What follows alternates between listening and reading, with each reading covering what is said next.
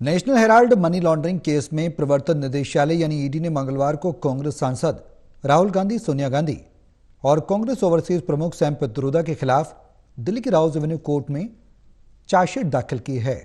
ED ने इस मामले में चार्जशीट में सुमन दुबे और अन्य लोगों का नाम भी शामिल किया है।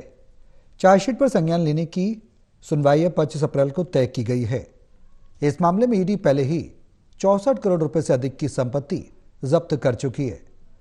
ईडी द्वारा राहुल गांधी, सोनिया गांधी और अन्य के खिलाफ पीएमएलए की धारा 44 और धारा 45 के तहत शिकायत दर्ज की गई है, जिसमें आरोप लगाया गया है कि आरोपी व्यक्तियों ने धारा 3 के तहत मनी लॉन्ड्रिंग का अपराध किया है। ईडी को निर्देश दिया गया है कि शिकायत और संबंधित कागजों की साफ सुथरी कॉपी और ओसीआर यानी रीडेबल कॉपी अगली सुनवाई से पहले अदालत में दाखिल करें।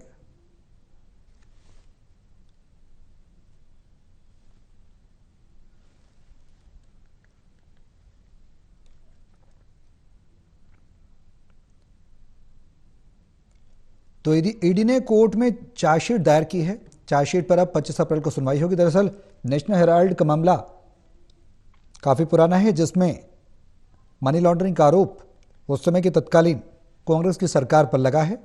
कांग्रेस सरकार में जो कंपनी बनाई गई थी नेशनल हेराल्ड, इसमें पूरी तरह से एक अधिकार कांग्रेस के अध्यक्ष का रहा और कांग्रेस के तमाम प्रमुख नेता इसके कांग्रेस के ही रहे।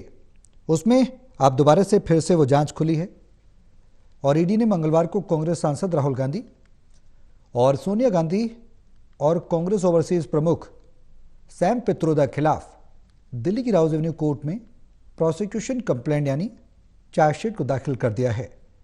अब इसके बाद राजनीति गर्मा गई है। कांग्रेस और बीजेपी आरोप प्रत्यारोप लगा रहे हैं। कांग्रेस जहां केंद्र सरकार पर जांच एजेंसी के दुरुपयोग का आरोप लगा रही है, तो वहीं बीजेपी कांग्रेस के द्वारा मनी लॉन्ड्रिंग का आरोप लगा रही है और बड़े घोटाले की ओर संकेत दे रही है।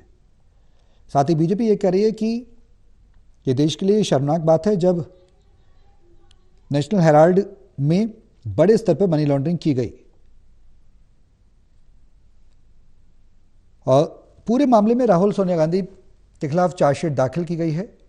कोर्ट में ये चार्जशीट दाखिल की गई है। अब 25 अप्रैल को इसमें सुनवाई होगी। चार्जशीट पर संज्ञान लेने की सुनवाई 25 अप्रैल को तय की गई। इस मामले में ईडी पहले ही 64 करोड़ रुपए से अधिक की संपत्ति जब्त कर चुकी है। इसके बाद अब सियासी जो वार पलटवार है वो जरूर शुरू हो गया है। कांग्रेस जहां बीजेपी पर आरोप लगा रही है कि बीजेपी इस कार्रवाई के जरिए कांग्रेस को कमजोर करना चाहती है, तो वहीं बीजेपी का यह कहना है कि ईडी स्वतंत्र जांच एजेंसी है, वो भ्रष्टाचार के मामले में जांच कर रही है, इसका केंद्र सरकार से कोई लेना देना नहीं है। वहीं बीजेपी ने यह भी कहा है कि ये जो घोटाले की जब जांच की शुरुआत हुई थी उस वक्त सत्ता में नरेंद्र मोदी प्रधानमंत्री नहीं थे और बीजेपी का शासनकाल नहीं था, तब इस जांच की शुरुआत हुई थी, इनिशिएट हुई थी ये जांच।